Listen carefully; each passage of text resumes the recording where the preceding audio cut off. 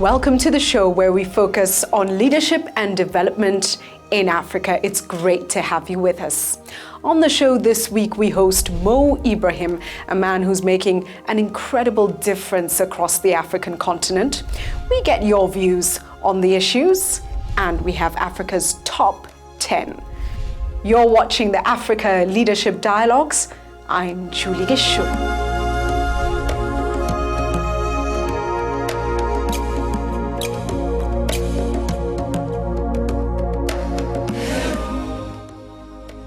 On the show this week, we host Dr. Mo Ibrahim, a Sudanese-British mobile communications entrepreneur and billionaire.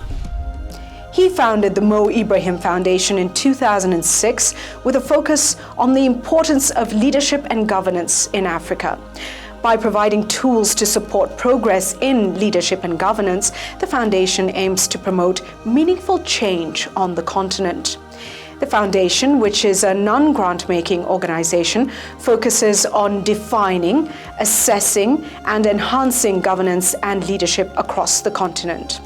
Prior to founding the Mo Ibrahim Foundation, he established Celtel, which had over 24 million mobile phone subscribers in 14 African countries.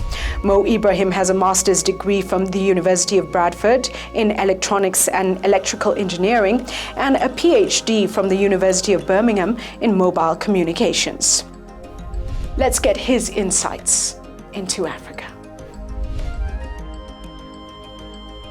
Thank you very much, Mo, for making time for the Africa Leadership Dialogues. You've been doing incredible work in the leadership sphere.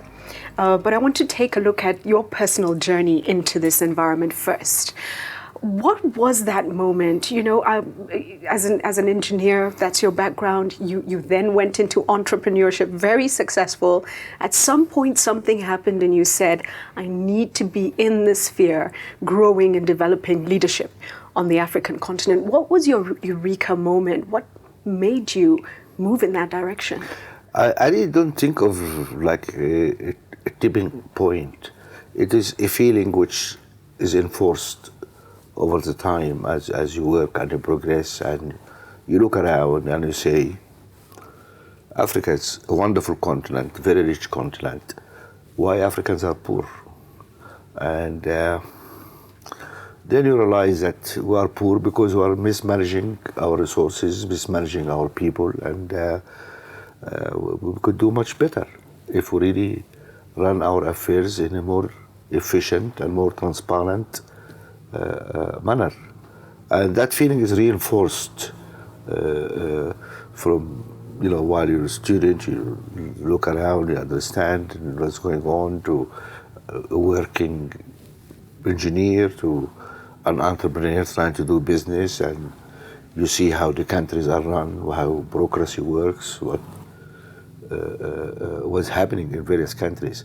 So I think it is a feeling and a conviction which gets reinforced as you move forward and as you discuss with like-minded people.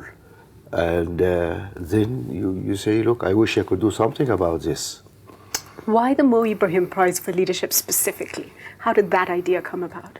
There's a number of reasons. I mean, to start with, the narrative out in the world that African leaders are terrible.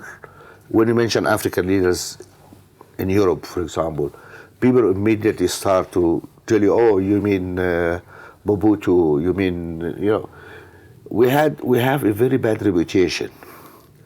Yes, we have our fair share of bad leaders, but there are also some good leaders who done the good work. But for some reason, those people are totally ignored. Nobody knows about them.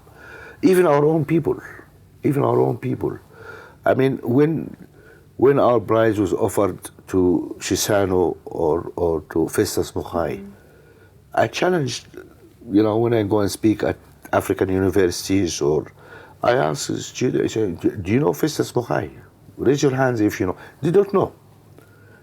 Because we are following the narrative, right, which is propagated in the West, that we only had bad leaders. They made one exception for Mandela, who is canonized as a saint. And then everybody else is criminal. And that's not true. we have a number of Mandelas, but many of them didn't have the spotlight Mandela had. And so we wanted to bring these role models out to say, look, not all our leaders are bad. We have really some wonderful people who done wonderful jobs. That's one object. Second thing is that everywhere else, leaders have a life after office. They start their foundations.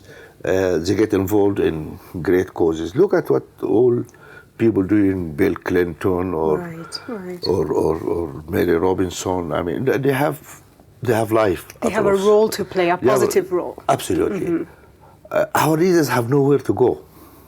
And they don't want to leave office because often maybe they don't sometimes exactly because where to go. And so what we say, no. Actually, there's wonderful thing you can do. And here is some financial resources enable you to really go and do something. And what we notice, all our laureates, and we have 3 laureates so far, have been really invigorated and very active in life of their countries. President Perez of Cape Verde, he started his Institute for Governance and Training Civil Servants, not only from his country, from other countries as well. It's amazing. Shisano, everybody knows what he's doing and all the peace missions he's undertaking, and his role in Madagascar, his role in Congo, etc. Festus Mokai working on the issue of education of girls, the issue of climate change. So those people are active. Festus Mokai is not here because he's observing the election in, I believe, is it in Lesotho, I think, which we had to go yesterday there. So those people are involved, and that's what we need. Let's take a look now at African leadership specifically. Is it evolving or devolving in your opinion? Are we getting better or are we facing more challenges? We'll always face challenges. Because let me use an old, worn out phrase, which is power corrupts, unfortunately.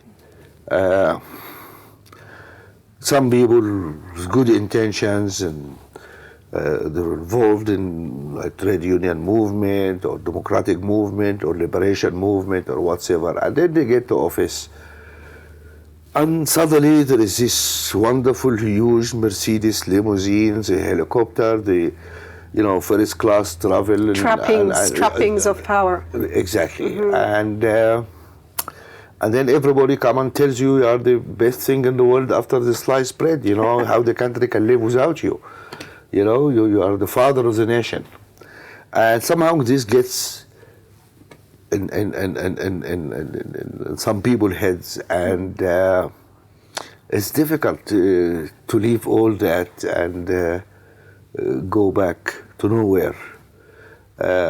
So unfortunately, some people get contaminated by the power and the trappings of power.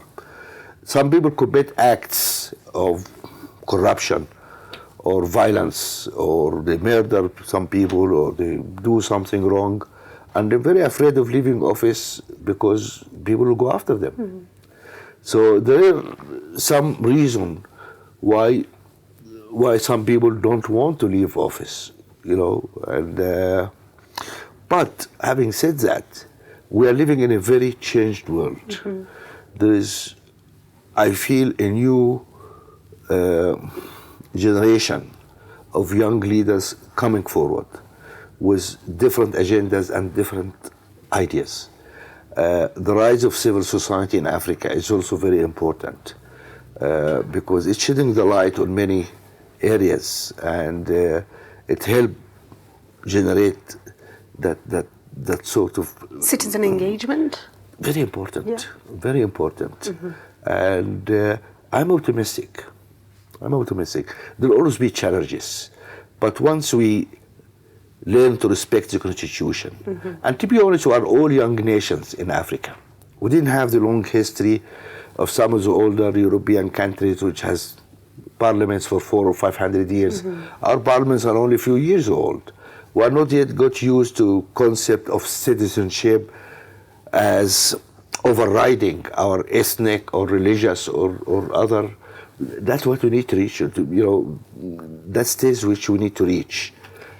We are citizens before anything else, Right. and that takes time. Stay with the Africa Leadership Dialogues.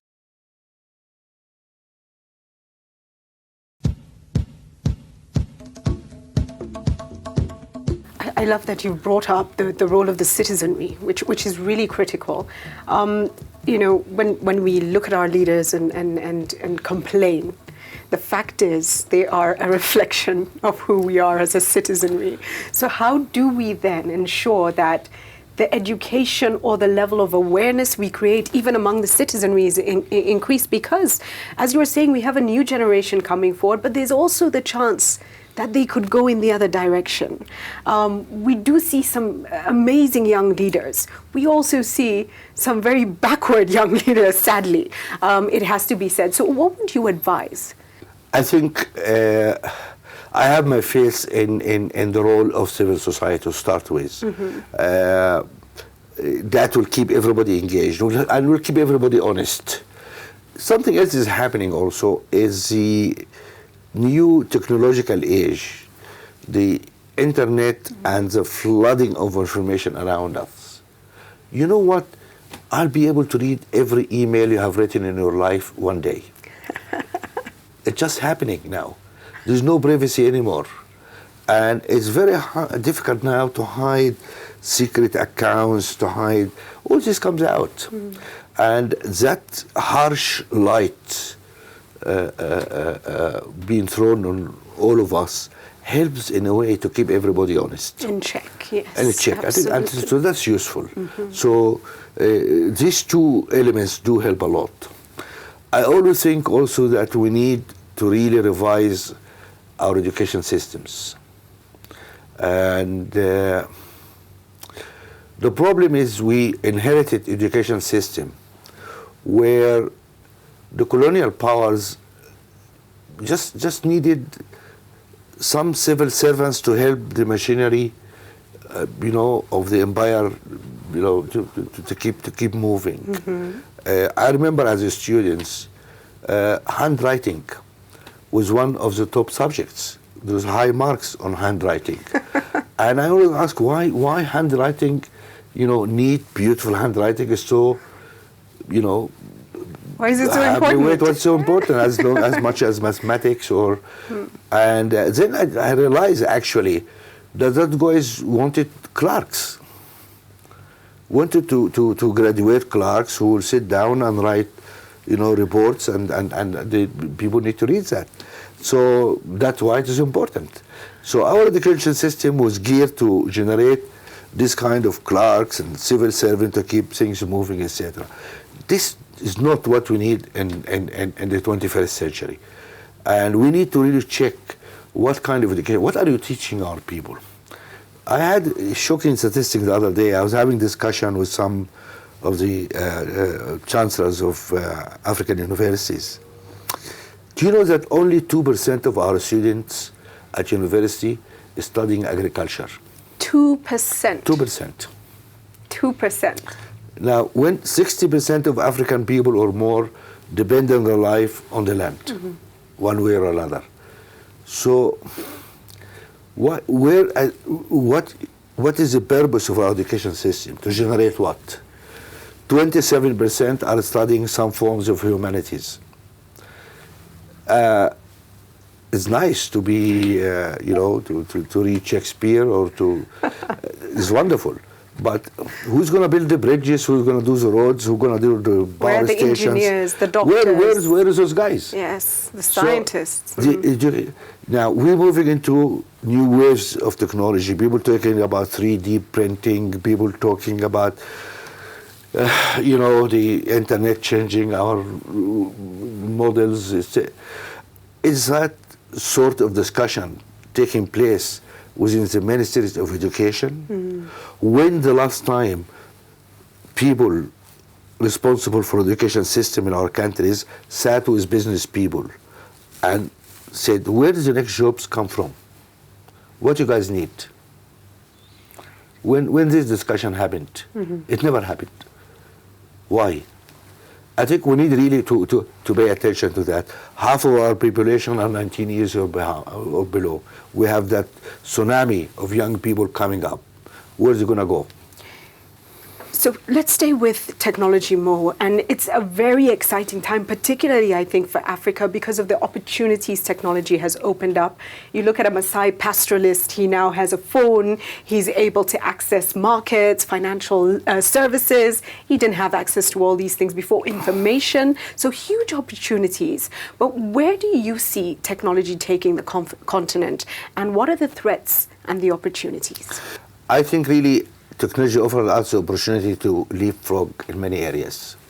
And I mean, everybody talks about mobile payments, and of course, but there's so many other fields actually where we can leapfrog. We don't have to go follow the long track where the other countries, developed countries, did move.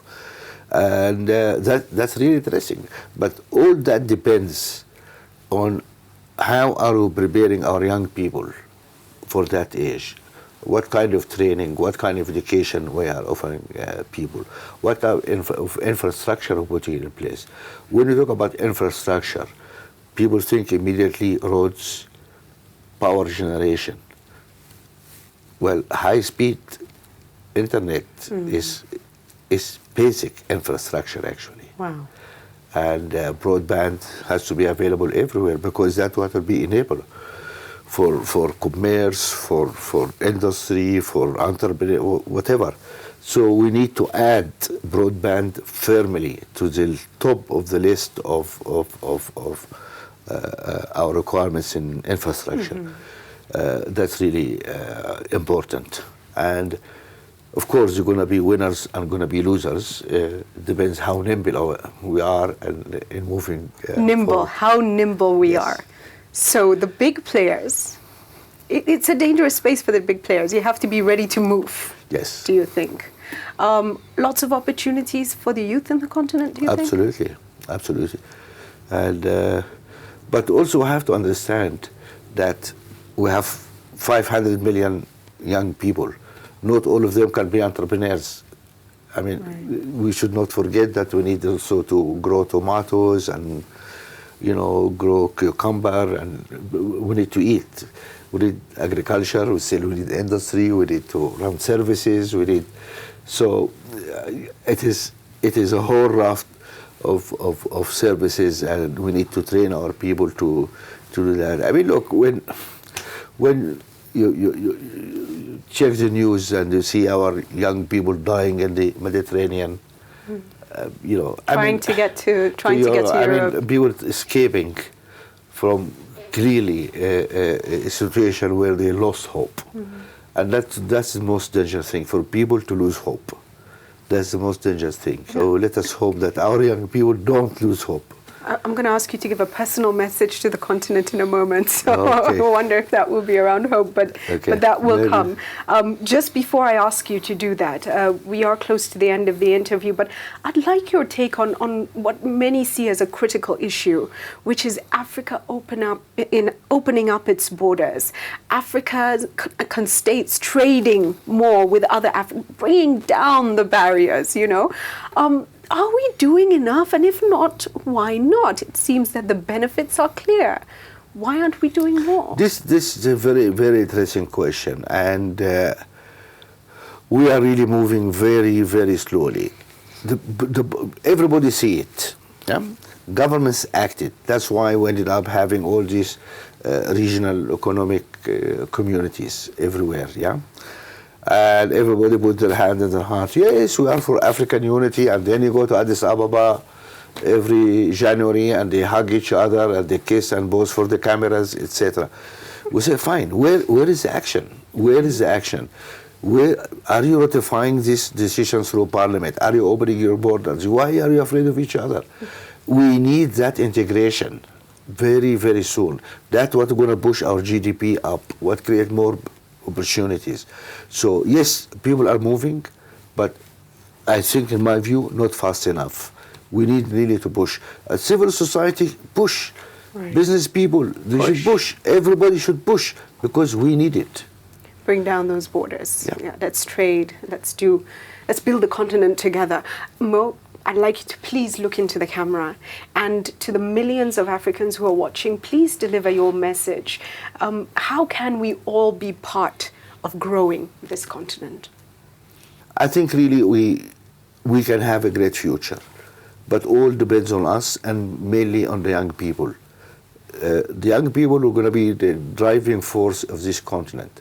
We, the old generation, are a spent force, and we failed Africa. Let's all agree that. We went nowhere. So our young people who are more informed, better equipped, better educated, are really in a place now to take us somewhere, to some better place. So let's pay attention to young people, and I hope young people come forward and really do the things we failed to do. That can only be done by integrity, transparently, honestly, and let's just change the paradigm, change the script about Africa, and look forward for a new Africa. Thank you. It's all about the young Africans. You need to do it for us. Change the paradigm shift for the continent. You, Mo, have not let Africa down. It's initiatives like our this generation that make a change. Generally, perhaps, but not you. But not you. Thank you so much for joining.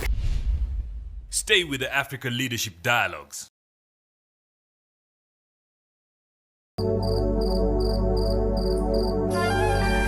I'm Mo Ibrahim, and I am on Africa Leadership Dialogue. What a fascinating man. And it's important to say that Mo Ibrahim played an integral role in trying to open up the African continent, in trying to ensure there was greater integration. When he was at the helm of Celtel before the sale of the company, he reached 14 African countries by painstakingly going to African governments and informing them, making them aware of the importance of opening up to infrastructure development and growth across different countries. Time now for your views on the issues. This week we asked you, how can African leaders promote positive change and create an enabling environment for growth? Vunyoli Jackson says, we need visionary leaders who can inculcate development through human resource development and entrepreneurship for social growth. Hi, my name is Peggy Rose from Nairobi, and I'm watching African Leadership. I think African leaders can promote change, positive change, and provide an enabling environment for growth by involving the private sector in its short-term and long-term goals, and also by increasing investment in industrialization, agriculture, and infrastructure. Yeah.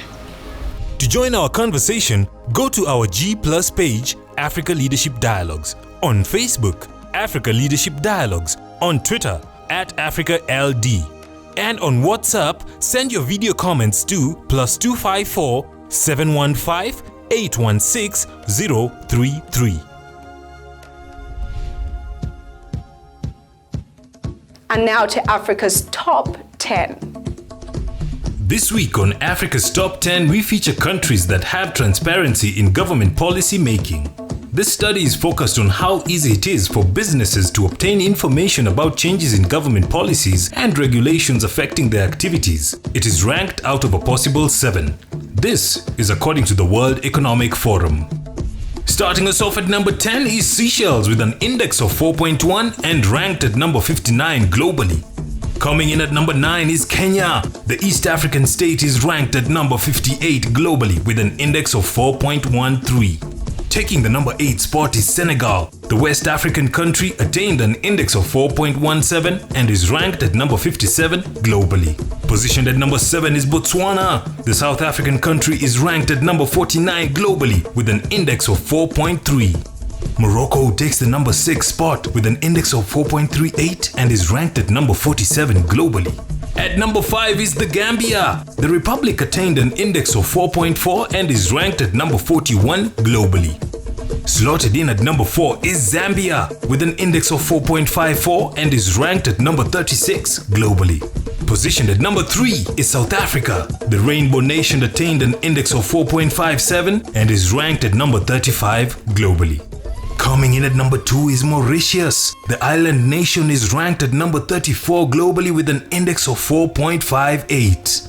And at number 1 this week is Rwanda. Portrayed as one of the fastest growing nations in Africa, Rwanda is ranked at number 8 globally with an index of 5.5. And that's Africa's Top 10 this week. We close the show this week with a Nigerian proverb, and this one goes: in the moment of crisis, the wise build bridges and the foolish build dams. Mo Ibrahim is building bridges. It's up to each one of us as Africans to ask, are we doing the same? Blessings to you and blessings to Africa.